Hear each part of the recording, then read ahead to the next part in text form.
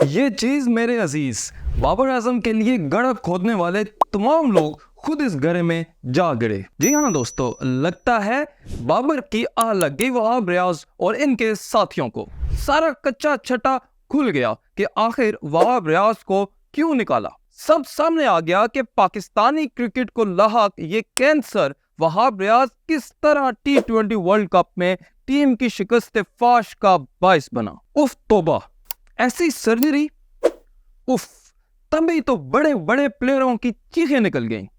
اور کیوں نہ نکلتی، حرکتیں جو ایسی تھیں۔ تبھی تو ٹیم سے باہر بیٹھے شاہد آفریدی پر بھی الزام لگنے لگے کہ اس گیم کا حصہ شاہد آفریدی بھی تھے۔ کہا جا رہا ہے کہ لالا نے بابر کے خلاف اپنے داماد شاہین آفریدی کو استعمال کیا اور مقصد صرف اور صرف ایک تھا، بابر کی چھٹی کرا کے شاہین کو کپتان بنانا۔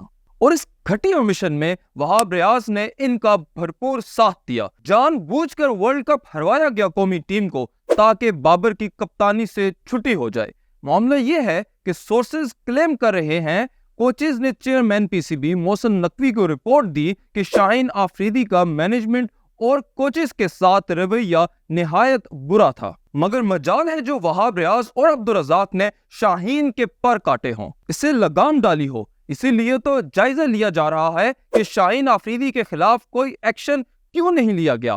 اس ڈرٹی گیم میں مزید کون کون انوالو تھا؟ ڈسپلن بنائے رکھنا تو مینیجرز کی ذمہ داری تھی نا، پھر انہوں نے یہ ذمہ داری کیوں نہ نبھائی؟ اور تو اور جن کھلاڑیوں نے پرفارم نہیں کیا ان کو زبردستی سلیکٹ کیا وہاب ریاض اور عبدالرزاق نے، حالانکہ سلیکٹرز منع کرتے رہ گئے مگر ان کی نہیں سنی گئی۔ اور تحقیقات تو یہ بھی ہو رہی ہیں کہ کھلاڑیوں میں موجود دھڑے بندی سے کون کون فائدہ اٹھا رہا تھا، اور اب یہ گروپس بنانے والوں کے خلاف بھی ایکشن ہوگا۔ خیر، تحقیقات کے بعد ہی جان چھڑائی گئی وہاب ریاض اور عبدالرزاق سے، لیکن اس کے باوجود وہاب ریاض کو عزت سے گھر جانے کی آفر کی گئی تھی۔ انہیں کہا گیا تھا کہ سلیکشن کی ذمہ داری قبول کر کے استعفیٰ دے دو، لیکن وہ نہیں مانے اور اب کہہ رہے ہیں کہ نہیں ڈالا پریشر میں نے ساتھی سلیکٹرز پر۔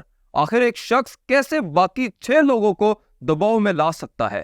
سب کچھ ریکارڈ پر ہے، میٹنگ منٹس موجود ہیں، ساتھ ہی مزید حقائق سامنے لانے کی دھمکی بھی دے ڈالی۔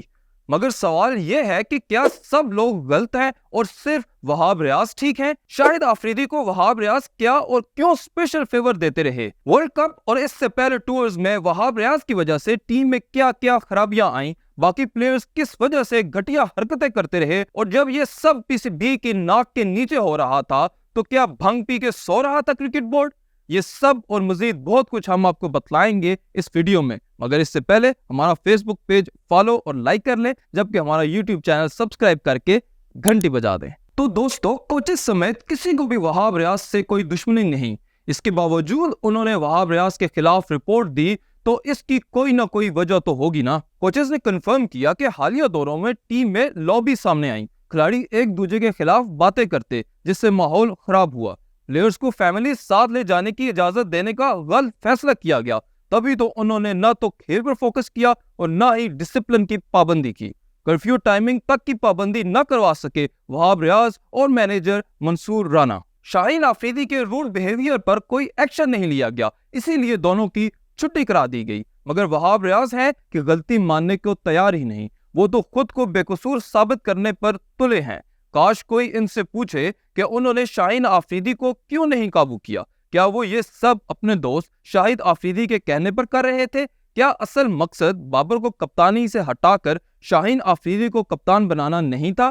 اگر ایسا ہے تو اس کے لیے ورلڈ کپ میں شکست ضروری تھی، اور وہ بھی پہلے ہی راؤنڈ میں۔ ان تمام سوالات کے جواب ادھار ہیں وہاب ریاض اینڈ کمپنی پر، مگر اس سب میں chairman P C B Mohsin Naqvi کو بھی کلین چٹ نہیں دی جا سکتی۔ وہاب ریاض انہی کا تو تحفہ تھے، وہ ٹیم میں بگاڑ کا سبب بنتے رہے اور محسن نقوی کو پتہ بھی نہ چلا۔ آخر کیسے؟ اس کا جواب محسن نقوی پہ بھی قرض ہے۔ خیر، اب آپ کامنٹ کر کے بتلائیں کہ اتنا سب سامنے آنے کے بعد کیا بابر اعظم بے قصور ثابت نہیں ہو گئے؟ اور ہاں، ویڈیو کو لائک اور شیئر بھی ضرور کریں۔